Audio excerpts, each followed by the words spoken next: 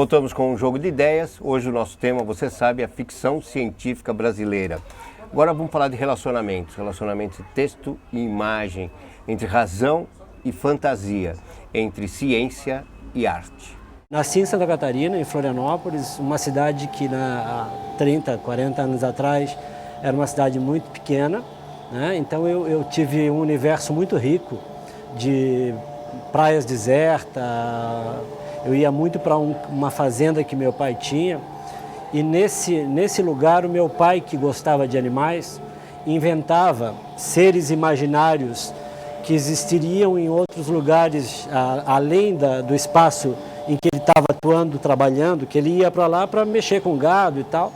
E eu, uma criança curiosa, ele inventava então, atrás daquele morro existe um pássaro que tem a cabeça de um jeito, o corpo de outro e tal.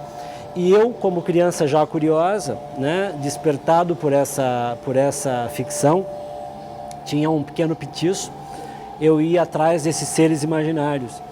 E uma ocasião eu vi, entrando num buraco, uma lebre, porque eu passava às vezes uma noite, 2 dias, acampado dentro do mato, né?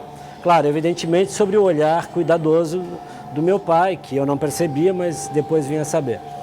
Mas eu vi uma lebre entrando num buraco e em outro lado, nessa minha observação, eu vi uma coruja, porque todos os dois fazem toca embaixo da água, da terra. E eu recordo que nesse momento, eu deveria ter uns 12 anos, eu imaginei que em algum momento aquelas duas espécies criariam uma espécie nova que seria uma coruja lebre, né? E isso justificaria essa ficção que o meu pai inventava. Depois, já adulto, quer dizer, adolescente, quando eu começo a me interessar e já gostava de desenhar, desenhava muito bem, mas sem nenhuma noção de arte, porque Florianópolis não tinha museu, não tinha essa relação. Eu desenhava bem, mas jogava bola igual, era a mesma coisa, né? Mas depois eu fui para Porto Alegre e comecei então a fazer arquitetura, tinha 16 anos. E nesse universo, então, eu comecei a estudar com professores que eram da Academia de Artes e tudo mais. E aí sim, entrei por aí e me interessei sim, neste momento, pelos viajantes europeus. Justo por essa relação intuitiva, né, da minha infância com todo aquele imaginário desse europeu que vem para o Brasil, o olhar do estrangeiro que permanece, na minha opinião, até hoje, né, ainda essa ideia fantasiosa, né, hoje, infelizmente, por um outro lado, mas ainda é uma ficção. Então, o meu trabalho ele entra nas questões, eu te diria assim, eu me preocupei em dar veracidade àquilo que é visto como mentira.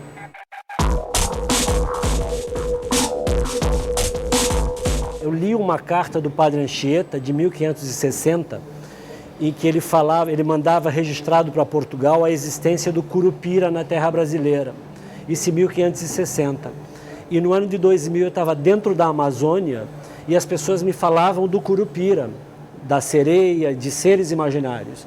Então, neste momento, toda essa minha bagagem de curiosidade, de estudo, ela vem forte e eu me pergunto se esses seres imaginários existem até hoje, nessa fantasia brasileira, e a ciência nunca atestou, cabe, quem sabe, a um artista, um poeta, classificá-los. E aí eu fui, através de um olhar científico, comprovar a existência desses seres imaginários.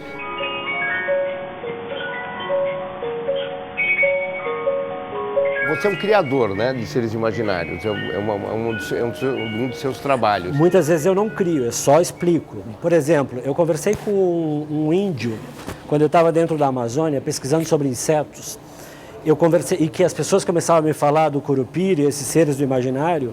Eu conversei com um índio que me disse que namorou uma sereia. E eu perguntei, então, mas como você namorou uma sereia? Ele disse, ao final da tarde ela saía daquele rio, subia naquela pedra, eu sentava ao lado dela e nós namorávamos ali. Depois ela mergulhava e sumia. Mas ele falou isso e me contou várias situações decorrentes desse romance. E eu recordo que nesse momento eu pensei, mas como é que essa sereia não morre de embolia? Se ela vai sair e entrar na água, entendeu? Como é que pode esse ser viver fora e dentro d'água, ser uma mulher e ser um peixe? Então, o que eu fiz? Eu marquei consultas médicas, né? Aí voltei para o meu ateliê, estudei muito câmara cascudo para limitar esses seres, né? E através de veterinários e consultas médicas, então eu desenvolvi a fisiologia de como seria exatamente o cérebro de uma sereia. Por que que dispositivo ela teria para que não morresse de embolia? Né? Como é que seria um coração de uma mulher peixe? Quantas cavidades ele teria? Então o que eu fiz foi aproximar a ciência desse imaginário, mas com tamanha obsessão que ficasse confuso ao olhar do espectador essa conclusão. Quando eu crio, aí são muitas vezes, assim, eu poderia citar uma série estudos que eu fiz e que depois desencadearam em outros, como uma série que eu fiz para a Bienal de São Paulo, que eu apresentei aqui na Bienal de São Paulo, que eu chamei de Natureza Perversa, e que eu juntava híbridos, quer dizer, juntava animais que não tinham relação, se você fosse ver no sentido de evolutivo, não seria possível, mas a aparência visual, né, utilizando da técnica do bom desenho da pintura, que eu felizmente domino, faz com que aquilo pareça verdade. Então ali era uma criação absolutamente inventada, né, só que dando todas as informações como nome científico, utilizando o alemão, o latim, para justamente trazer o espectador aquela crença daquilo que eu estou inventando.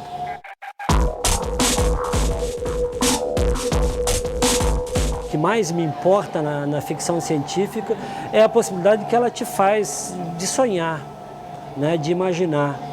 Né? Eu acho que eu, como artista, um ilustrador, um cineasta, um músico, qualquer pensador, né, que atue nessa área, ele te dá essa possibilidade. Eu acho que o sonho seria, né, o sonho no sentido de você poder vislumbrar essas possibilidades, né, e que é muito rico em todo ser humano. Quem em pequeno não sonhou, né, chegar à Lua ou coisa do gênero, né? Bom, como você acompanhou, a ficção científica brasileira realmente está mostrando o seu trabalho. O Jogo de Ideias fica por aqui. Nós voltamos semana que vem com mais alguma atividade interessante da cultura brasileira. Até lá!